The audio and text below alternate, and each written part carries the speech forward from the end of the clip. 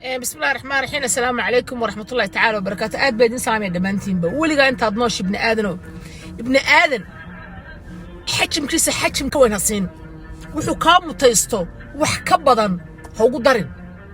وهو ابن آدم وح لغاية ابن آدم كصاد أدو احترامتي أدو سو دويسي أما أدو قدقتي محيطي قف صاحبه وناكسنو ولا الكايو الدايا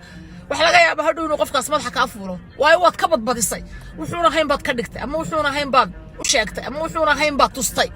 markaasuu isna darajadu in saaray waliga bini'aadamku waa caynka laga yaabo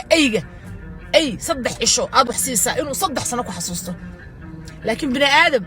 aad waliga ayaa laaba quudinaysay inuu maalinku ugu ilaawo laga yaabo because waa bini'aadam